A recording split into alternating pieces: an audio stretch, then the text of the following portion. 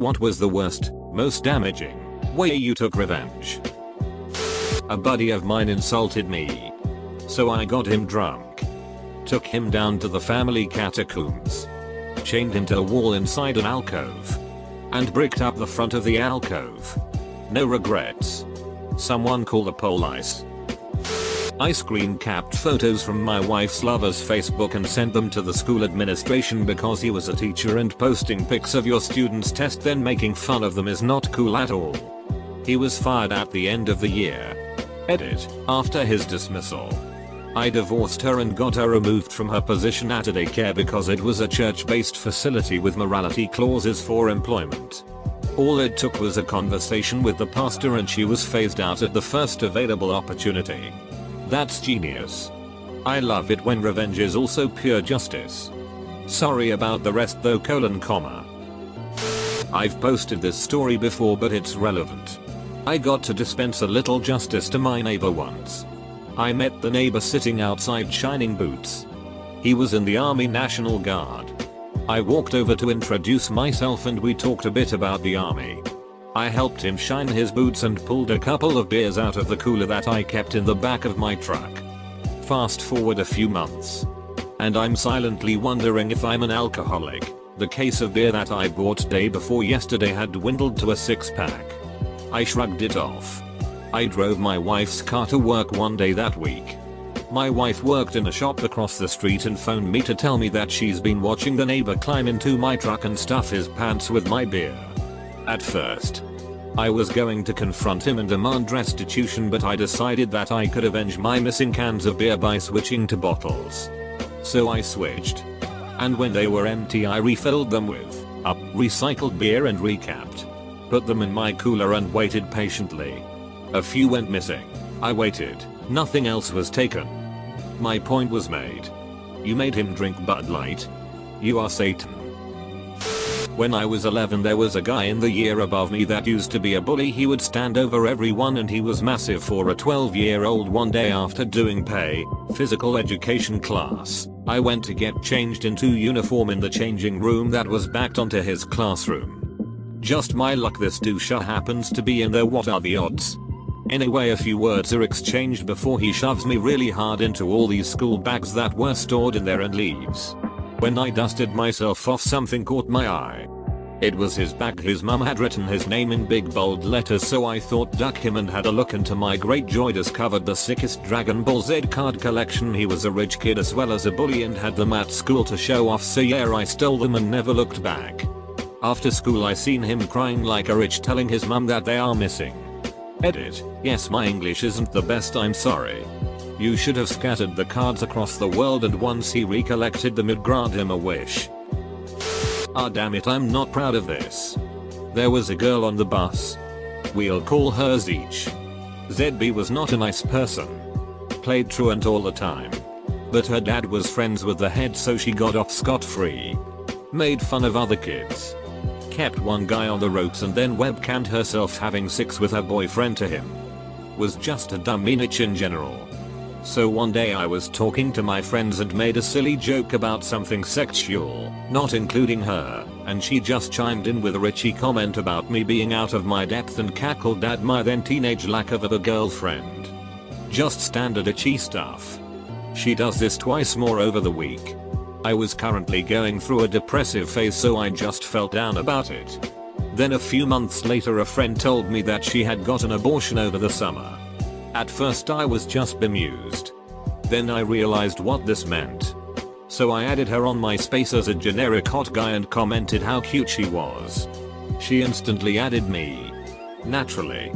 So after a few days of playing charmer, I then proceeded to send her random pictures of aborted fetuses and damaged uteruses for about a week.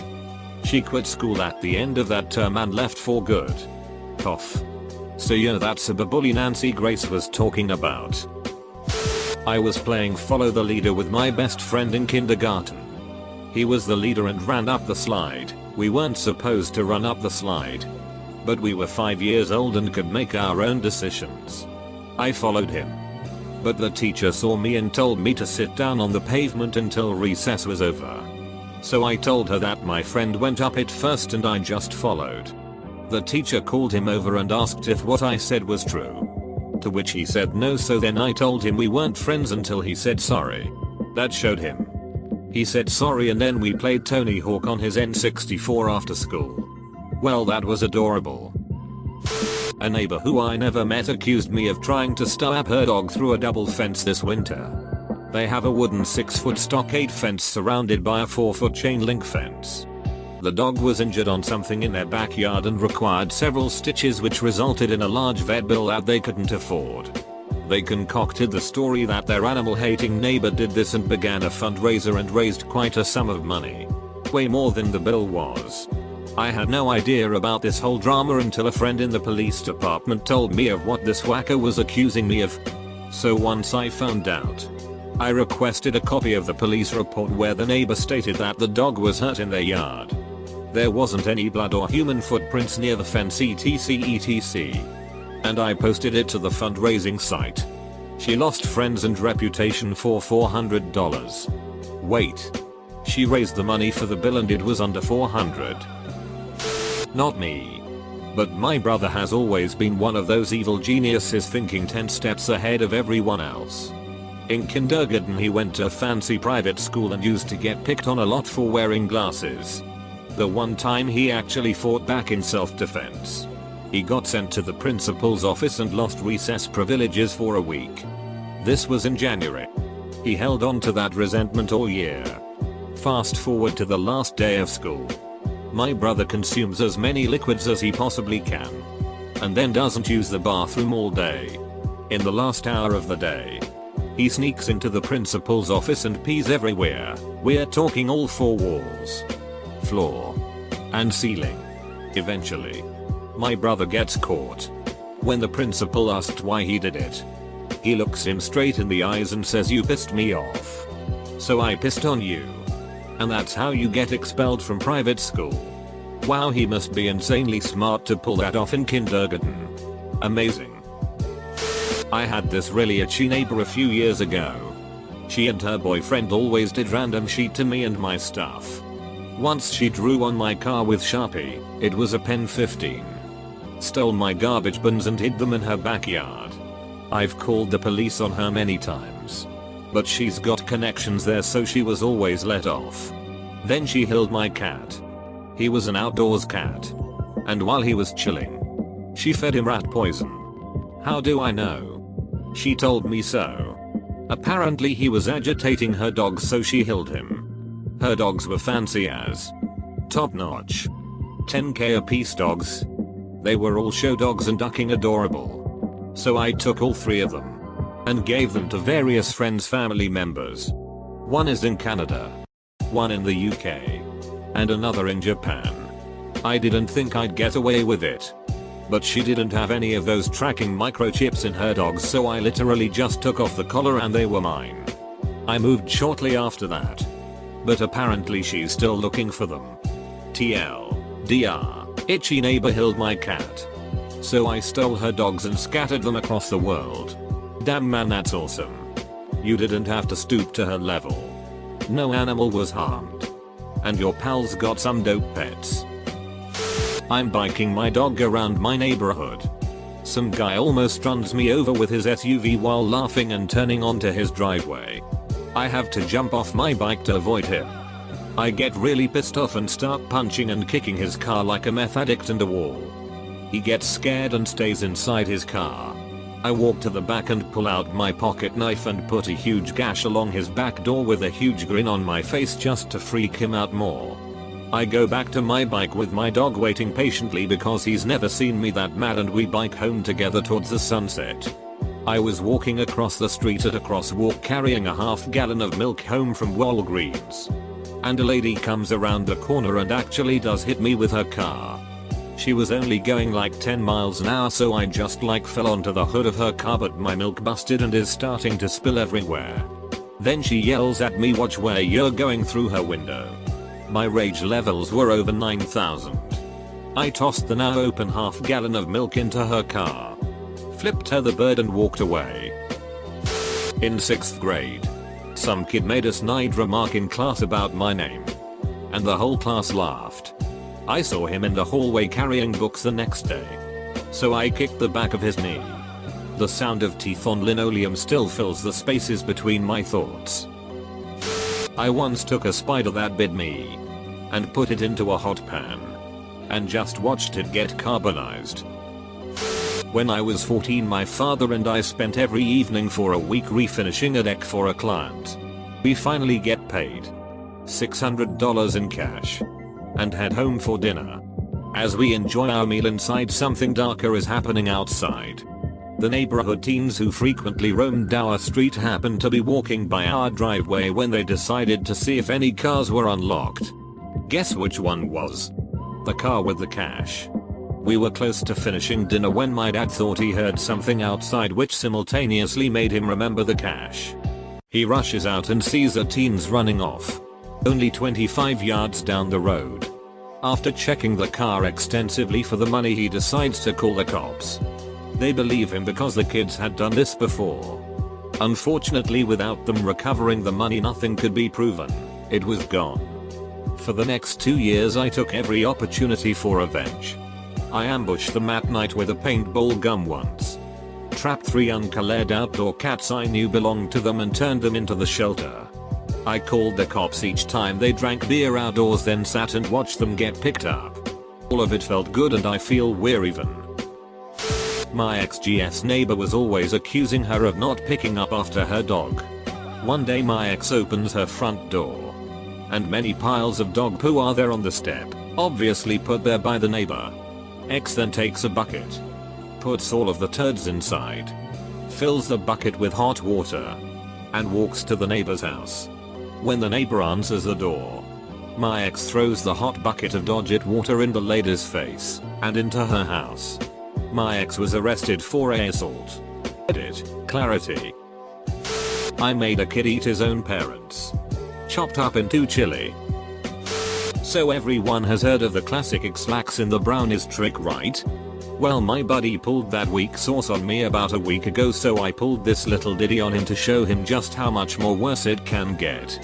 So there is this awesome weight loss drug called Olay, which works by turning off the enzymes that digest ingested fats, so instead of being absorbed through the gut, they are instead passed right through the GI tract. Well, I took said buddy out to a truce dinner at the local Asian buffet. Pretty much fat covered fat in fat. And slipped him a dose mid-meal. The amount of raw sludge that has dripped, sloshed, and exploded out of that deserving asshole is more revenge than I could ever hope for. April Fool's Day this year, I had several friends send fake texts to another friend, let's call him Steve, who lives in a different state. The texts were pretend responses to an imaginary ad offering free kittens. Steve somehow figures out it was me. He then goes to a popular classified site and posts 3 separate ads with my number attached: free puppies, free kittens, and a free 42 inches flat screen TV. I start receiving a flood of calls, texts, and voicemails. I was contacted by well over 150 interested individuals in the first couple hours. I frantically tried to think of how I was going to get him back. And then it hit me. I responded to everyone by saying, sure, it's still available. Come by anytime tonight after 5. I'm Steve. Here's my address. Except that I didn't always say 5. I told people to come at different times. Steve had a steady stream of angry, disappointed visitors that evening from 4 to 10 p.m. TL. Doctor, my friend puts fake classifieds online with my number, and I send them all to his address. I don't know why I am sharing this, but here we go. When I was in middle school, I got picked on a lot. I was that really big kid who just did not stand up for himself. Every new school I went to, it usually started okay, until one kid would test me and see me not do anything about it. Then it would spread like wildfire. Needless to say, I had a miserable time in middle school. It was the spring, and at the time I was a part of the track team. Being a bigger kid, that meant throwing shot put and discus. There was this one fat duck named Eric, who wasn't all too popular himself, and he had decided to earn some cred for himself. He would start laying into me. I would snap back at him every time he insulted But I didn't want to take it past there and he knew this. The constant insults continued for weeks. Every day after school I had to stay for practice for a couple hours. And here was Eric constantly heckling me. One day I decided I had enough. My mind was made up. I was either going to get the sheet kicked out of me or I was going to demolish this duck. Having never been in a fight before, I worked out how I wanted to do this for quite a while in my head before beginning. Meanwhile, the whole time he just kept running his mouth. I was at the point between tears and blind rage. I was standing in the discus ring holding the discus. And there was his fat ginger face cackling at me. I decided I would throw the discus at him and then charge. In my mind's eye I imagined that the discus would hit him in the arm or back. Or possibly even get slapped away as I ran towards him. After all, I tossed it underhanded like a frisbee. Not what I thought had any force behind it. Nope. Instead he just stood there, staring as the discus flew towards his face. I will never forget the sound sight of when the discus made contact. I could hear his jaw shatter as heavy spurt of blood shot from his face. See, Eric had braces. And not only did the discus break his jaw and burst straight through his bottom lip, but it also quickly dislodged most of his front teeth, sending his brace wires sprawling in all directions, digging into the flesh of his cheeks and gums. The amount of blood pouring from his face was nauseating. And all of a sudden the rage that had been building inside of me was gone and replaced by immense sadness for him. He took off running towards the coaches. And I was right behind him. I couldn't contain my crying as I followed step by step behind him, hearing the gargling wails and screams for help. We were both ushered into the coach's office quickly. I was too hysterical to answer any questions. The ambulance came and picked him up. And my way overprotective and somewhat sociopathic older brother came and sheltered me from the barrage of incriminating questions coming from the coaches.